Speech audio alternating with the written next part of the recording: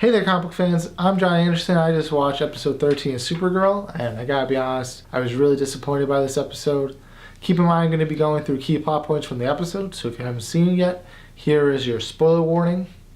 But then again, I really can't recommend this episode to you guys, so take that for what it is.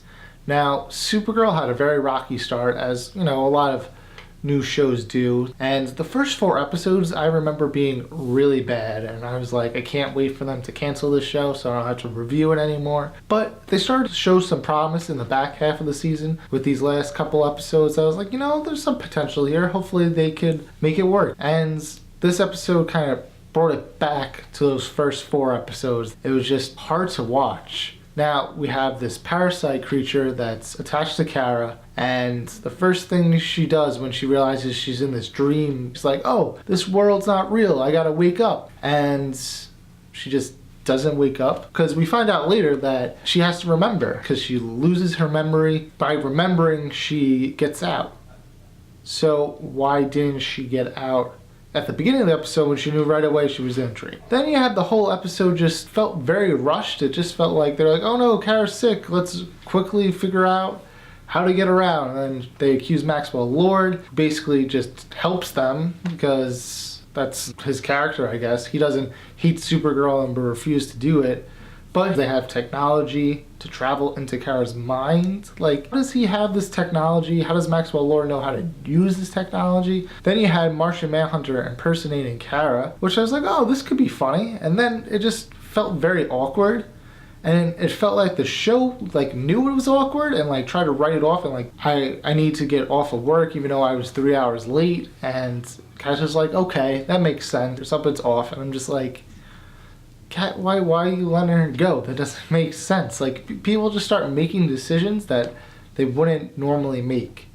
And my biggest gripe with this episode is the character of Astra. She comes to Kara's apartment saying like, oh, she wants to help Kara because she didn't agree with what Nod was doing, trying to kill her. Then tracks on that. No, let's like destroy the Earth now. Then when Alex and her meet again, Alex is like, there is some good in you. And I'm like, all right, so they're going to try redeeming her.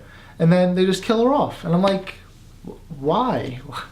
Why did you kill off this character? And then they try to make it like a sincere moment at the end when Kara's like, just tell me what's going on. And she's like, I can't tell you anything. And I'm just like, what? The last time we saw her, it was like, oh, she had a change of heart, but was like still loyal to her group. And that was interesting because you knew that she would like kind of interfere in her own way at some point. But we saw Martian Manhunter in his CGI glory fighting, which is something I've been asking since I started this series. But then the fact that I could say that was the coolest part of the episode is not saying a lot. Then John Jones covers up for Alex because Alex is the one that kills Astra, which is really dark for her. I didn't take her as the person who would kill, but he takes the blame for it, and you think that that guilt's gonna play into the episode somehow, but at the end she has that moment where she's gonna tell Kara, and then she just plays it off like, nah, don't worry about it.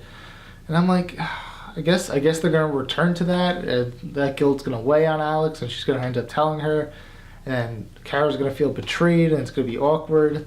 And I was just like, this is not the direction I wanted it to go. So that's my thoughts on Supergirl. Let me know if you guys agree with me. Like, make sure I'm not crazy that I wasn't watching what I thought I was watching. If you guys found some good elements, let me know that I might have overlooked.